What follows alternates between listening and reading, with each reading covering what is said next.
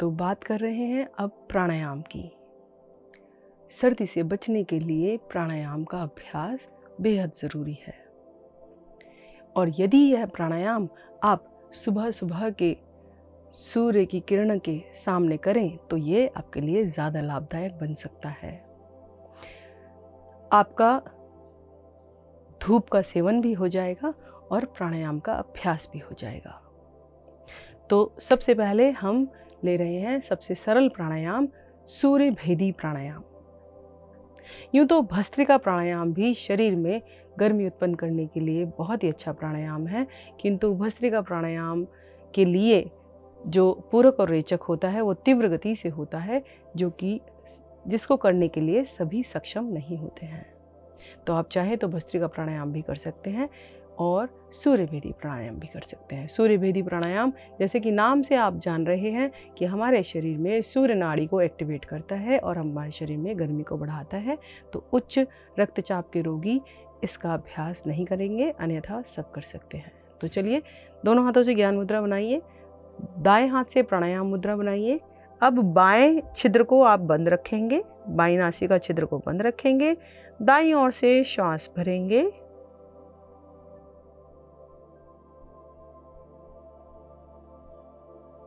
और बाईं ओर से श्वास को बाहर कर देंगे।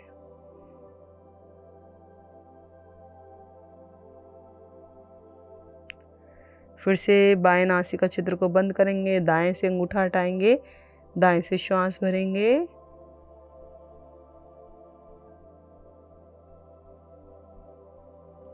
अधिकतम श्वास भरने के बाद अंगूठे के स्पर्श से दाईं नासिका छिद्र को बंद करेंगे, बाएं को खोलेंगे और श्वास को बाहर कर देंगे।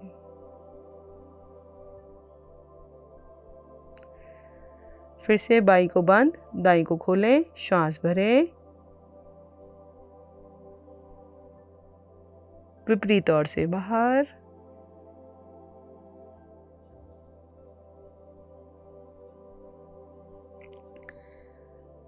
दाईं से श्वास भरें,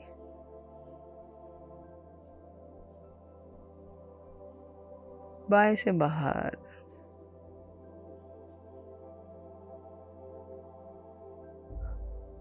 राइट नोस्ट्रिल से ब्रीद इन,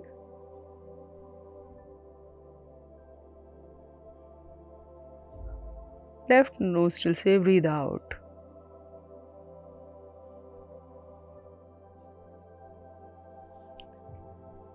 इसी तरह आप आवृत्ति को दोहराते रहेंगे और शुरू में आप 15 से 20 आवृत्ति लेंगे।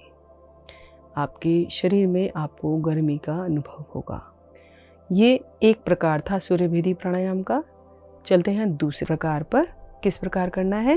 प्राणायाम मुद्रा वही रहेगी। अब आपको दाएं सिर से श्वास भरना है। अब दोनों नासिका छिद्र बंद करके रुकना है और बाईं ओर से बाहर। जिन्हें हृदय रोग की समस्या है वह अपनी क्षमता के अनुसार रुकेंगे। अब फिर से दाईं ओर से श्वास भरें। अधिकतम समय रुकने का प्रयास करें, दोनों नासिका छिद्र बंद करके। बाईं ओर से श्वास बाहर।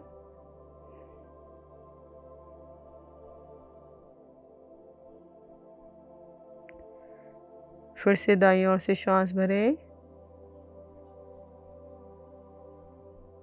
दोनों नासिका छिद्रों को बंद करें, शक्ति अनुसार रुकें और बाईं से श्वास बाहर।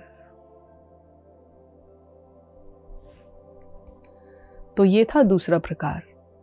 एक और तीसरा प्रकार है सूर्यभेदी प्राणायाम का। उसमें वह सबसे सरल है। उसमें आपको क्या करना है कि दाईं ओर से भरना है और दाईं ओर से ही छोड़ना है। कैसे? देखिए, दाईं ओर से श्वास भरिए,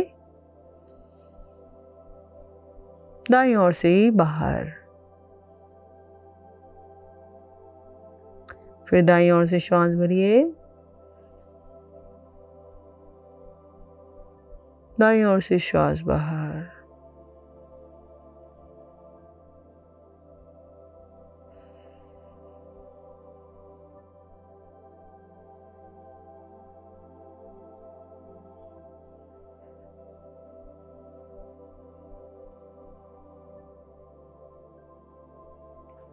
हाथ को नीचे कर शांत बैठे।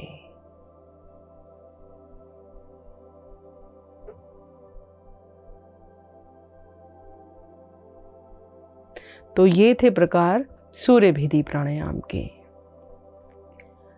सूर्यभेदी प्राणायाम के बाद करेंगे कपालभाति प्राणायाम का अभ्यास। कपालभाति एक शुद्धि क्रिया कहलाती है जो कि आपके शरीर को शुद्ध करके स्वस्थ बनाती है। क्योंकि ज़्यादातर समस्याएं हमें पेट से उत्पन्न होती हैं, तो पेट को यह क्रिया बिल्कुल साफ कर देती है, जिससे हमारा कपाल चमकने लगता है। इसीलिए इसका नाम है कपालभाति। कपालभाति के लिए यदि आप पद्मासन लगा सकते हैं तो बहुत ही बढ़िया, पद्मासन लगा लीजिए। आप दोनों हाथ घुटनों पर रखेंगे। अब आपको श्वास को बाहर करना है। श्वास भरिए और श्वास को नासिका से वेग के साथ बाहर की तरफ फेंकिए, तभी नाभि अंदर की तरफ जाएगी। दोनों क्रियाएं एक साथ, नासिका से श्वास बाहर और नाभि अंदर।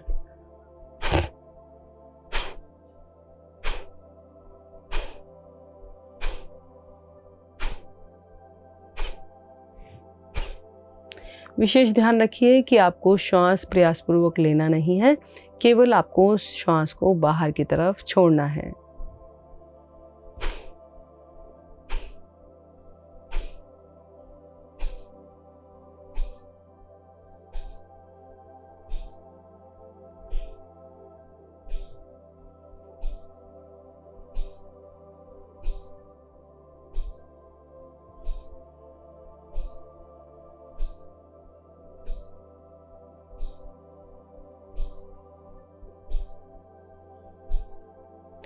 मूल बंद लगाकर रखेंगे, अर्थात आपके निष्कासन अंगों को संकुचित कर लेंगे और इस क्रिया का अभ्यास करेंगे।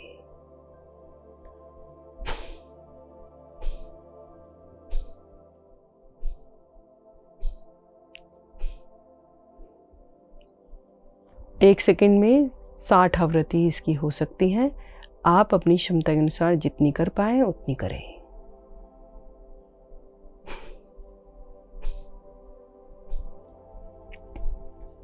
अब अधिकतम श्वास को बाहर निकालें। मूल बंद लगाएं, उड्डयन बंद लगाएं और जालंधर बंद लगाएं। मूल बंद, आप जिन अंगों से अपने शरीर का मल त्याग करते हैं उनको संकुचित कर ले, भींच ले। उड्डयन बंद, नाभि को अंदर खींच ले और जालंधर बंद, गर्दन की मांसपेशियों को सिकोड़ ले और गर्दन को झुका ले। अब न श्वास आएगा न जाएगा।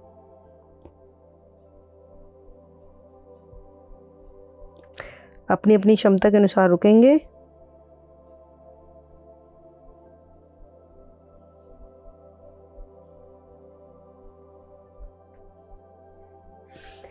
अब धीरे धीरे जब क्षमता समाप्त होने लगे तो पहले गर्दन को सीधा करें, नाभि को ढीला छोड़ें और मूल बंद खोलें। अब की बार श्वास भरकर तीनों बंद लगाने हैं। श्वास भरिए, पहले मूल बंद, उड्डयन बंद, जालंधर बंद। श्वास भरकर रुके,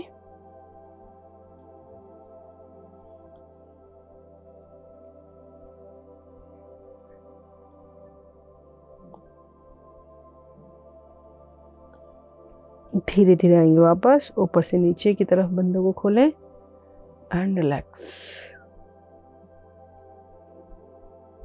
तो ये थे कुछ प्राणायाम जो आपके शरीर में गर्मी को बढ़ा सकते हैं। आप इन प्राणायाम का अभ्यास करके अपनी सर्दियों को बहुत ही खुशनुमा बना सकते हैं। तो हम आशा करते हैं कि आप इन प्राणायामों का अभ्यास ज़रूर करेंगे। बात करते हैं भोजन की। सर्दियों में भोजन से बेहतर कोई और उपाय नहीं। यदि आप योग में नहीं जा रहे हैं तो भूख का तो ध्यान रखना ही होगा। सर्दियों में हम लोग मोटे अनाजों का प्रयोग करते हैं, जैसे बाजरे की रोटी। अन्यथा बाजरा, भुना हुआ बाजरा आजकल बहुत प्रचलन में है, बट अगर वो रोस्टेड है, भुना हुआ है तो ठीक है। यदि वो फ्राइड है तो वो आपकी सेहत के लिए उतना पोषक नहीं है। इसके अलावा सर्दियों में आप अदरक, लहसुन, नींबू इन सब का बेहतर उपयोग कर सकते हैं। अदरक आपके शरीर से कफ को दूर करने में सहायता करता है, क्योंकि कफ जो संचित कफ होता है उसे बाहर निकालने के लिए अदरक सबसे बेहतर है। अदरक की तासीर गर्म होती है। इसके अलावा आप तुलसी का प्रयोग कर सकते हैं। तुलसी, अदरक और शहद तीनों चीज़ों को मिलाकर आप प्रत्येक दिन इसका सेवन करें तो आपको कभी भी सर्दी, खांसी और बुखार जैसी समस्याएं नहीं होंगी। यदि आप सर्दी में आने वाली सब्जियों का भरपूर उपयोग करते हैं, जैसे मूली, गाजर, चुकंदर, ये सलाद अगर आप प्रत्येक दिन एक प्लेट खाते हैं तो आप कभी भी बीमार नहीं पड़ेंगे और आपकी इम्यूनिटी वीक नहीं होगी। साथ ही साथ आप हर तरह से अपने आप को स्वस्थ महसूस करेंगे, फिर चाहे वो आपकी आंखें हो, आपके स्किन हो या आपके बाल हों। पानी आपको ज़रूर पीना है। सर्दियों में ज़्यादातर क्या करते हैं, हमारा पसीना नहीं निकलता है और इस वजह से हम पानी पीना अवॉइड कर देते हैं, लिक्विड नहीं लेते हैं। लिक्विड लिया तो 1 या आधा कप कुछ गर्म चाय, कॉफ़ी या फिर ग्रीन टी नहीं, आपको गिलास से सिप सिप करके पानी ज़रूर पीना है। अपने पानी को आप काउंट कीजिए कि आप कितना पानी पी रहे हैं। गर्मियों में तो आपका शरीर स्वयं पानी मांगता है, लेकिन सर्दियों में आपको वो प्यास नहीं लगती है, अर्थात मतलब आपका शरीर उस तरीके से पानी की इच्छा नहीं करता है, इसलिए आप पानी को अवॉइड कर देते हैं। तो आप ज़रूर पानी का ध्यान रखें और पानी पीजिए, जिससे आपके शरीर में किसी भी प्रकार की समस्या नहीं होगी। कॉन्स्टिपेशन या फिर डिहाइड्रेशन, किसी भी तरह की समस्या नहीं होगी। और आज के घरेलू नुस्खे में हम लाए हैं रुई। जी नहीं, रुई खानी नहीं है, रुई लगानी है। आपको अपने बाएं कान में कॉटन लगानी है। सर्दियों में ये विशेष उपाय है। जब आप सर्दियों में घर से बाहर निकल रहे हैं या आपको सर्दी, खांसी, जुकाम हो गया है तो बहुत ही सरल उपाय है। नेचुरोपैथी में आपको कॉटन लगानी है। कॉटन का एक टुकड़ा लेना है और कान के अंदर लगाना है। वो इतना छोटा ना हो कि वो आपके कान के अंदर चला जाए और समस्या उत्पन्न करे। आपको एक बड़ा कॉटन का टुकड़ा लेकर अपने कान को बंद कर देना है, बाएं कान को, मतलब लेफ़्ट साइड। आप देखिएगा आपको सर्दी भी नहीं लगेगी और यदि आपको लगातार खांसी आ रही है तो वह बंद हो जाएगी, क्योंकि बाईं तरफ हमारी चंद्र नाड़ी होती है। वो जब शरीर में ज़्यादा शीतलता उत्पन्न करती है तभी हमें ये सारी समस्याएं होती हैं, और जब हम अपने बाएं कान को बंद कर देते हैं तो हमारी चंद्र नाड़ी कम एक्टिव होती है। तो चलते हैं आज की हस्त मुद्रा पर। आज की हस्त मुद्रा है सूर्य मुद्रा। जी हाँ, सूर्य जो सबको गर्माहट देता है। सूर्य मुद्रा के लिए आपको अपने रिंग फिंगर का प्रयोग करना है। यह आपके शरीर से फैट को भी कम करता है और आपके शरीर में गर्मी को भी बढ़ाता है। रिंग फिंगर को आपको अंगूठे से दबाना है इस तरीके से, और बाद की तीनों उंगलियों को खड़ा करना है। ये इस तरह से आपको सूर्य मुद्रा करनी है। सूर्य मुद्रा में भी ध्यान रखना है, जिन्हें उच्च रक्तचाप की समस्या है वो सूर्य मुद्रा का अभ्यास नहीं करेंगे, अन्यथा सभी कर सकते हैं। इस तरह से आप अपनी उंगलियों को अंगूठे से दबाएं और गहरा श्वास भरें और छोड़ें।